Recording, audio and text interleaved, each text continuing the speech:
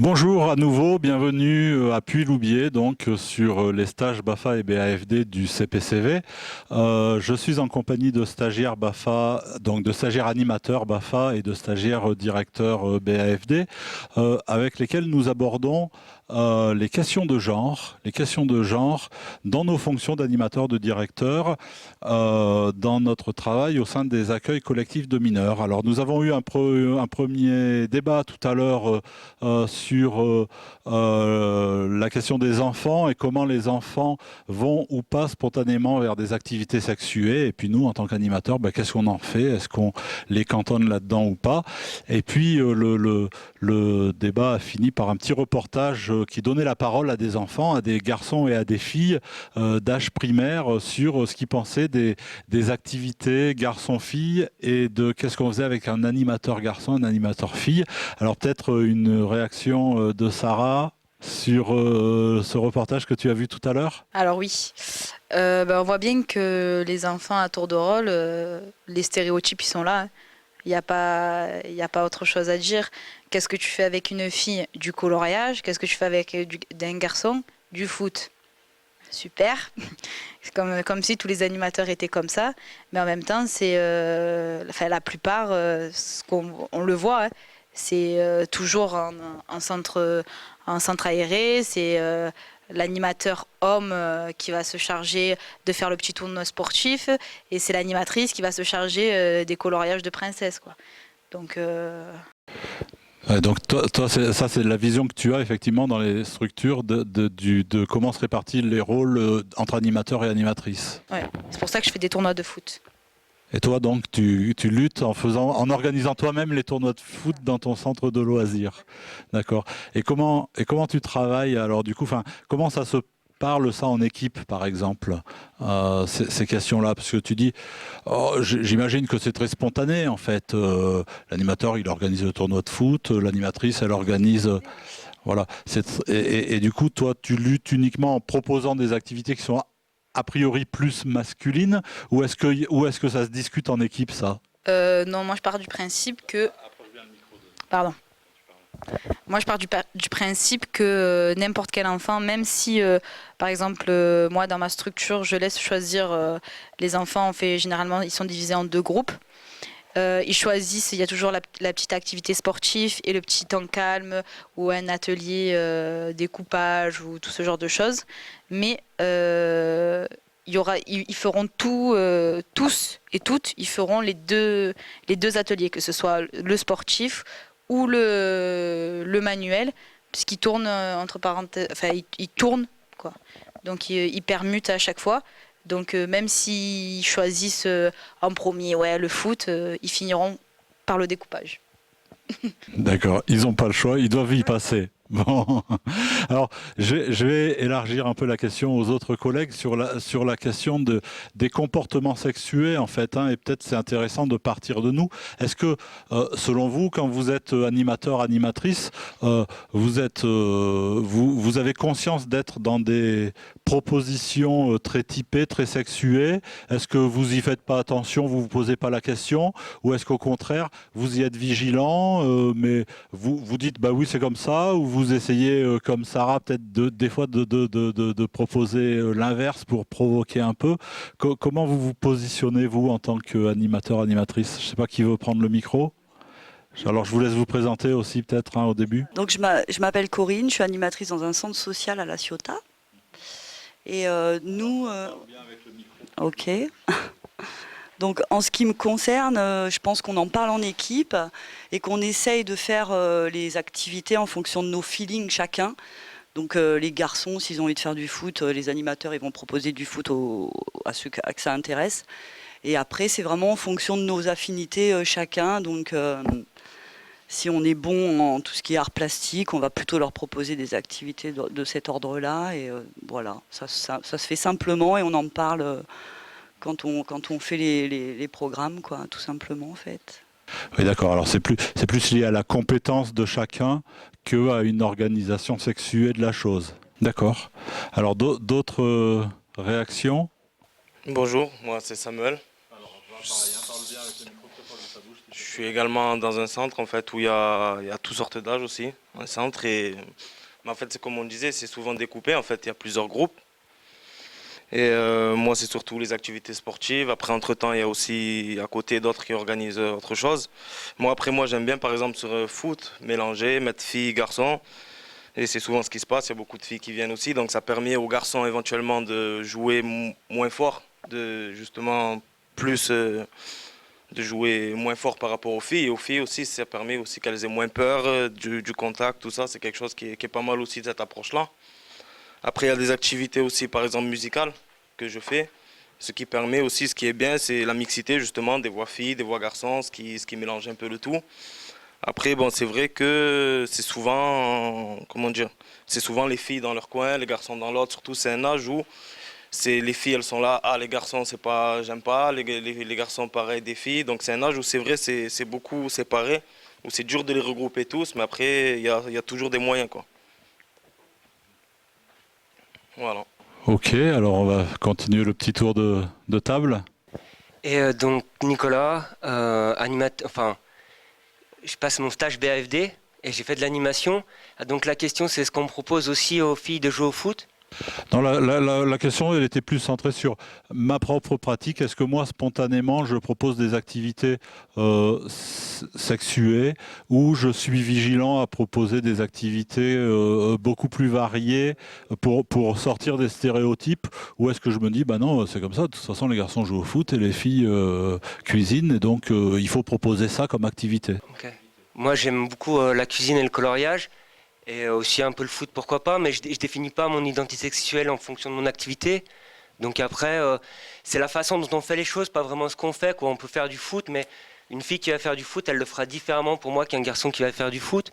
Et moi, ma façon de dessiner ou de faire une cuisine, elle sera différente aussi. Donc pour moi, je définis pas forcément qui je suis en fonction de ce que je fais. Et donc que ce soit mon identité sexuelle, bon, je suis un homme, j'aime bien le coloriage, j'aime bien la cuisine. Et un peu moins le foot en fait, c'est vrai. Oui, je suis archi, je suis en stage BAFD. Et en fait, en parlant des activités, comment on organise les activités, bah oui, comme je suis en stage BAFD, ben je serai directrice dans une colonie de vacances. Et effectivement, je pense aux activités que je vais mettre en place. Et pour moi, ce n'est pas une question de stéréotype entre proposer des activités que pour les filles ou des activités que pour les garçons. Moi, je veux mettre en place des activités variées on est bien d'accord que les filles, elles sont douées pour un certain type des activités et les garçons pour les activités beaucoup plus sportives. Et je pense que je vais veiller de les varier, en fait, pour rendre des bonnes vacances, pareil aux filles et pareil aux garçons aussi. Mais c'est sûr qu'à un moment donné, on va avoir des temps calmes aussi où chacun va choisir son type d'activité. Mais pendant la journée, les grands jeux, les veillées, ils sont un peu mélangés pour essayer d'épanouir tout le monde. Alors bien sûr, c'était le débat de tout à l'heure, hein, effectivement, de proposer des activités qui mélangent les garçons et les filles, quitte à proposer des activités qui répondent du mieux que possible aux envies de tous, donc de faire un peu moins de sport et un peu plus d'activités artistiques ou voilà, pour essayer de satisfaire tout le monde. Mais là, ce qui m'intéresse là, c'est vraiment plus par rapport à nos comportements, nous, en tant qu'animateurs. Moins maintenant la réaction des enfants, c'est-à-dire que c'est intéressant de t'entendre dire que bah ouais, bon, moi je suis un garçon et le foot c'est pas ma passion, j'ai d'autres passions, la cuisine.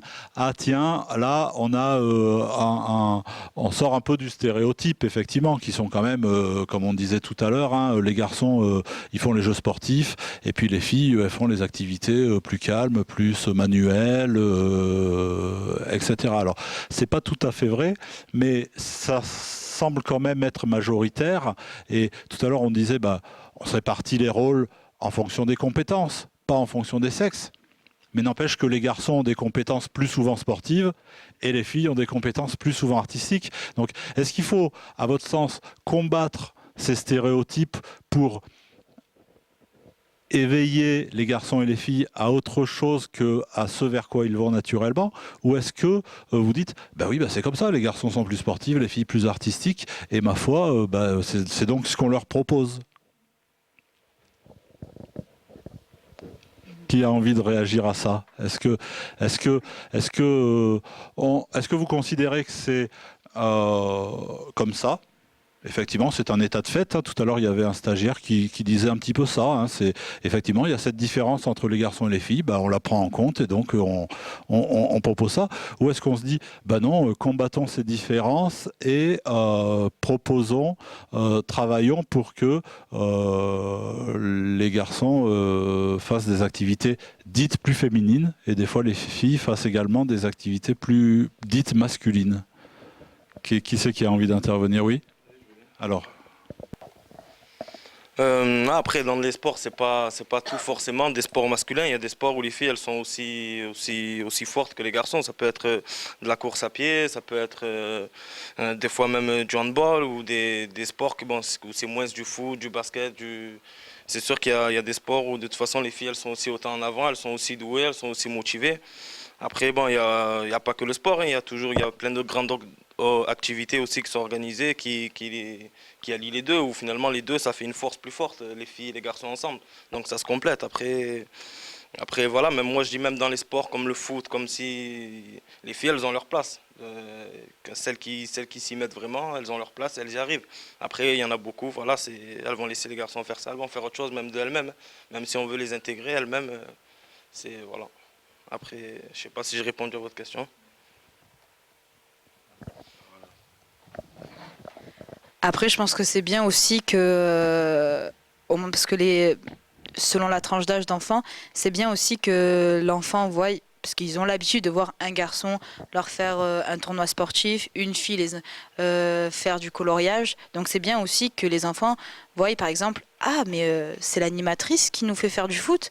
Ah ben c'est bizarre quoi. Ah on fait du coloriage avec notre animateur. Ah ben ça change. C'est bien aussi. Ça a un sens pour toi. Voilà. Alors parce que c'est simple pour les enfants. Ça a l'air rien comme ça, mais pour les enfants, ils voient quelque chose. Eux, c'est la première chose qu'ils voient. Alors ils voient quoi? Est-ce que parce que nous, on est censé leur montrer qu'il n'y a pas de différence. Mais si nous, de nous-mêmes, on fait des différences, c'est-à-dire l'animateur va faire les activités sportives et la fille les ateliers plus calmes, ben, eux, ça va dans leur sens. Et justement, on n'est pas là, on est justement là pour leur apprendre que tout le monde est pareil. Si tu as envie de jouer au foot, tu joues au foot. Si tu as envie de faire du coloriage, tu fais du coloriage.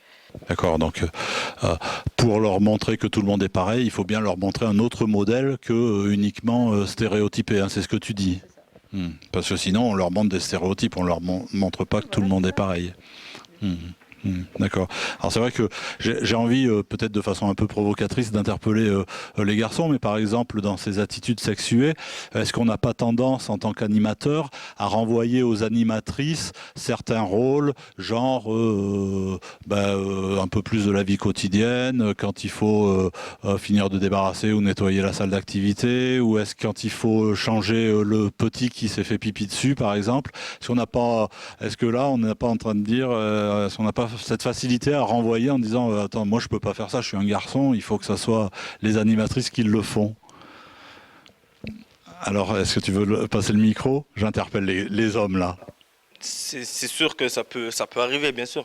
Des fois il y a un petit bobo, il y a un petit quelque chose. Nous, par exemple en activité, je peux l'envoyer, va voir l'animatrice, elle qui va te soigner. C'est sûr. Après ce qui est le débarrassage de table, tout ça, non, ça après c'est tous ensemble. C'est pas parce que c'est une femme que je vais lui dire fais-le, ou une fille, mais bon. Sinon après c'est vrai que oui, pour les choses ingrates, mais bon, soigner un bobo ou faire quoi que ce soit, c'est sûr qu'il y a des fois il y a ce petit réflexe. Les choses ingrates qu'on n'a pas envie de faire, on a cette tendance quand même à essayer de s'en décharger sur les animatrices, c'est ça? C'est honnête de le dire et c'est important. La première étape, c'est la conscience, d'en avoir conscience. Pour changer sa pratique, il faut en avoir conscience, donc c'est intéressant. Alors, moi je sais comment on fait pour changer un bébé. Hein. et pour aussi passer le balai et tout ça. Et encore une fois, c'est pas vraiment ce qu'on fait, c'est comment on le fait, quoi. Par exemple, si un enfant il pleure, je peux le prendre dans mes bras, mais si une femme va le prendre dans ses bras, c'est pas la même chose. Par exemple, moi, je pourrais jamais le nourrir avec mon sein, quoi, le gamin. Donc, il y a des différences. Oui, mais c'est pas ce qu'on te demande au Non, centre de loisirs. justement, c'est juste pour dire en fait que même si le même geste, prendre un enfant dans ses bras, il va être fait par un homme ou par une femme, le résultat sera différent. Donc la façon de faire, finalement, c'est pas finalement ce qu'on fait, mais c'est comment on le fait. Et il y aura toujours cette différence pour moi, en tout cas. Donc tu penses qu'une animatrice est plus apte à consoler, rassurer un enfant, et puis là j'ai des animatrices qui acquiescent. Là il y a l'air d'avoir un consensus. Dans les bras d'un père, il va pouvoir être protégé, ou d'un homme, il va pouvoir être protégé. Et c'est vrai que dans les bras d'une femme, il va pouvoir être adouci, enfin consolé, ouais. Et ça, on pourra pas changer ça, quoi. Mais après, on peut faire les mêmes activités, quoi. On peut faire les mêmes activités, jouer au foot, faire du coloriage, faire de la cuisine. Ensemble, c'est même plus sympa, quoi. Moi, j'aime faire la cuisine avec ma copine, c'est cool, quoi. Mais on ne fait pas les choses de la même façon. Alors le débat va se poursuivre dans la troisième partie qui aura lieu tout à l'heure, et je trouve ça très intéressant parce qu'on rentre effectivement dans des vraies considérations, hein, le rôle de la femme, le rôle de l'homme. Et pour l'instant, pour conclure ce temps, je vous propose de regarder nos amis reporters donc, de l'accueil de loisirs des Floraliers à Aix-en-Provence sont partis interviewer cette fois-ci les animateurs sur ces questions-là. Alors on regarde et on pourra peut-être en parler tout à l'heure. De quelle manière réagis-tu lorsque tu animes un groupe de filles? Proposes-tu des animations de même nature qu'avec un garçon, qu'avec un groupe de garçons? Qu'est-ce qui fait que ta pratique d'animation puisse varier selon le sexe, le genre du public en face de toi? La question est un peu longue, je vais essayer d'y revenir. Donc si j'ai bien compris, vous voulez savoir qu'est-ce que je fais quand j'ai un groupe de filles et un groupe de garçons en fait. Donc en fait, moi je pars du principe que déjà dans une activité, on peut mélanger les sexes. Donc si j'ai des filles et des garçons, je vais m'adapter pour que l'activité soit bien pour les deux. Après c'est vrai que bon, si j'ai un groupe de filles, c'est forcément, je sais que si par exemple je veux proposer une activité football, les statistiques me l'ont prouvé, la majeure partie des filles ne voudront pas. Donc forcément, quand je vais avoir un groupe seulement de filles, je vais m'adapter un petit peu au public que j'ai pour proposer des activités un peu plus féminines entre guillemets, quoi. Après, c'est vrai que je pars du principe aussi qu'une activité, si elle est bien préparée, peut convenir autant aux filles qu'aux garçons. Penses-tu fonctionner différemment, même inconsciemment, selon le sexe des enfants avec lesquels tu travailles? T'arrives-t-il de proposer à un garçon de jouer à la dinette? Non, je pense que j'essaie d'adapter mon comportement en fonction de si je suis avec une fille ou avec un garçon. Mais les deux ne me posent pas de problème. Oui, je l'avoue, c'est vrai que quand je suis avec un groupe de filles, je vais avoir tendance à même c'est dans ma manière de leur parler, à leur parler un peu plus, comment dire, un peu plus gentiment entre guillemets. C'est vrai qu'avec les garçons, étant moi-même un garçon, je vais plus aller, hey mec, viens ici, etc. Et c'est vrai qu'avec une fille, naturellement, je vais pas parler comme ça à une fille, quoi. Donc c'est vrai que en termes de dialogue, je m'adapte en fonction de la personne que j'ai en face de moi. Et au final, c'est vrai qu'avec une fille, je vais y aller un peu plus gentiment, même si, à bout d'un moment, je sens qu'on peut y aller aussi franchement avec une fille, il n'y a pas de souci, quoi. Donc, oui, voilà, donc c'est vrai si j'ai un public de filles, je vais avoir tendance à m'adresser, à fonctionner de manière un peu différente avec elles, mais tout en proposant, pourquoi pas, des activités similaires garçon-fille. C'est pas le problème n'est pas là, quoi. Ça peut très bien fonctionner aussi, autant pour les garçons que pour les filles, quoi. As-tu remarqué des attitudes particulières venant d'animateurs ou d'animatrices envers un groupe d'enfants du même sexe que ou elles? Alors, des attitudes, oui, forcément, ça fait quand même 5 ans que j'exerce ce métier maintenant. Et c'est vrai que j'ai pu voir par exemple des animatrices n'ayant envie d'être qu'avec des enfants-filles ou vice-versa, des garçons qui veulent s'occuper que des garçons. Après, bon, encore, c'est pas très grave, c'est un peu dommage, mais c'est pas très grave non plus en soi. J'ai vu Bon, après, voilà, j'ai eu aussi des animatrices qui ne voulaient pas justement s'occuper de certains enfants parce qu'ils étaient différents, parce que c'était des garçons et elles étaient des filles, parce que c'était des enfants qui aimaient certaines choses alors qu'elles n'aimaient pas, et ça, je trouve ça un peu dommage. Donc, oui, j'ai vu des gens voilà, fonctionner différemment en fonction du public qu'ils avaient en face d'eux, ce qui est dommage. Moi-même, je pense que je ne suis pas parfait au jour d'aujourd'hui. Je pense qu'il m'est déjà arrivé aussi, et ça m'arrivera encore, d'avoir des réactions peut-être un peu différentes avec des enfants que comment dire, des réactions un peu... Et là j'ai bugué, donc je ne sais plus quoi dire, donc voilà.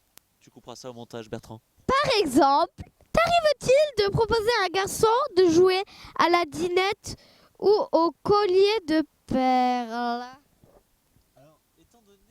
Merci. Alors, étant donné que moi-même à la base je suis friand de ce genre d'activité, j'en fais beaucoup chez moi pour le plaisir, c'est vrai que j'essaie d'initier un peu les enfants, garçons aussi, à ce genre de plaisir que sont les colliers de perles. Par exemple, moi j'ai un porte-clés chez moi qui est rempli de Scooby-Doo. Et ça, pour moi, un Scooby-Doo, c'est... Peut-être que les gens pensent que c'est typiquement féminin, mais j'aime bien proposer de faire des Scooby-Doo aux enfants. Pareil, on m'a dit aussi une fois, est-ce que tu pourrais nous apprendre à faire des poupées? Alors oui, et alors pour faire croire aux enfants que je faisais... Pour motiver les garçons à faire des poupées, je leur ai dit, nous allons faire des poupées vaudou dans le but d'ensorceler vos parents pour qu'ils vous offrent tout ce que vous avez envie. Et c'est passé tout seul. Après, c'est vrai que j'ai eu des problèmes avec les parents qui pensaient que j'avais fait faire des poupées vaudou aux enfants. Donc... c'est vrai qu'au bout d'un moment, il faut que je fasse attention à ce que je dis aussi. Donc oui, je pense que je peux, oui, ça m'est déjà arrivé de proposer des activités typiquement féminines aux enfants de sexe masculin, oui. Penses-tu qu'il est plus commun de voir une animatrice publier une animatrice avec un public féminin et un animateur avec un public masculin? Alors, je ne vous cacherai pas que c'est vrai que bon, j'ai un peu plus de facilité à animer un public masculin, mais je vais prendre un exemple tout à fait concret. Par exemple, en ce moment, je suis sur un projet vidéo avec les enfants du centre aéré, et nous tournons un film. Et bizarrement, je dis bizarrement parce que vu ce que j'ai dit avant, ça peut paraître bizarre, mais mes acteurs ne sont en fait que des actrices. Je ne travaille qu'avec des filles pour ce film. Et j'ai trouvé ça d'ailleurs beaucoup plus facile parce que c'est vrai que les filles, je le reconnais moi-même, ont une capacité d'attention bien plus importante que les garçons. Pour moi, c'est vrai que c'est plus commode, mais pas forcément nécessaire. Par exemple, quand je lis dans les activités, c'est pas forcément plus commode parce qu'un animateur garçon peut proposer des activités pour les filles et vice versa. Après, par exemple, je prends l'exemple de la colonie de vacances. Où les enfants donc, sont avec nous 24 heures sur 24 pendant une semaine, 2 voire 3. Et c'est vrai que dans les moments de vie quotidienne, ne serait-ce que les douches, s'il y a des problèmes dans les douches, c'est beaucoup plus pratique par exemple. D'ailleurs, nous n'avons pas le droit, un animateur garçon, en théorie, ne peut pas aller aider une petite fille sous la douche, et vice versa, une fille ne peut pas aller aider un petit garçon sous la douche s'il y a un problème. Donc c'est vrai que dans certaines circonstances, c'est-à-dire voilà, la vie quotidienne en colonie de vacances par exemple, c'est beaucoup plus pratique d'avoir des animatrices filles qui s'occupent de filles et des garçons qui s'occupent des garçons. Voilà. Bah, il me semble quand même, d'après mon expérience d'animation, qu'un animateur masculin, donc de sexe masculin, donc homme, va aller plus facilement et peut-être de manière plus naturelle vers un groupe de garçons. Et inversement avec une animatrice donc de sexe féminin. Et ce, peut-être pose un peu problème aujourd'hui dans l'animation. Il faudrait vraiment ne pas pouvoir faire de différence entre les garçons et les filles, puisque finalement ça reste un enfant avec les mêmes besoins. Et nous, notre rôle, c'est d'y répondre. Ressens-tu plus de difficultés ou d'une certaine manière éprouves-tu davantage d'appréhension lorsque tu réalises une animation pour un public du sexe opposé au tien? Alors, dans mon cas, pas du tout, parce que comme je l'ai dit tout à l'heure, je mène une activité en ce moment où il n'y a que des filles, et je pense que je m'en sors beaucoup mieux que s'il y avait du garçon, ne serait-ce que pour gérer le groupe. Donc vraiment, je n'ai vraiment pas plus d'appréhension à m'occuper de filles que de garçons, que que d'enfants de 4 ans ou d'enfants de 12 ans, 17 ans. Pour moi, ça reste des enfants et je pars du principe que je peux animer tous ces enfants de manière équitable et que j'ai pas à avoir plus de difficultés avec des filles ou avec des garçons. Voilà. De quelle manière réagis-tu lorsque tu animes un groupe de garçons? Très bien. Moi, j'aime bien faire les activités extérieures, les activités sportives. Donc, du coup, j'aime bien travailler avec des garçons aussi. Donc, il n'y a pas de problème. Donc oui, c'est exactement la même chose qu'avec un groupe de filles. Peut-être que les filles, ça va être plus des activités manuelles, mais encore, les garçons aiment bien aussi. Puis là, dans les 3-6, ils sont quand même assez... on peut proposer le même type d'activité pour les deux sexes. Ça me plaît comme animer un groupe de filles, j'aime bien les deux. Mais je ne propose pas les mêmes animations pour un groupe de filles que pour un groupe de garçons. Les garçons, ils préfèrent le sport. Jouer avec un ballon par exemple, alors que les filles par exemple de la danse ou des chansons. Qu'est-ce que fait que ta pratique d'animation puisse varier selon le sexe? Ils me demandent souvent d'autres animations, les garçons, que les filles. Et pareil que les filles n'aiment pas forcément le foot, le rugby, alors on fait plus des animations de filles et les garçons, des animations de garçons quoi.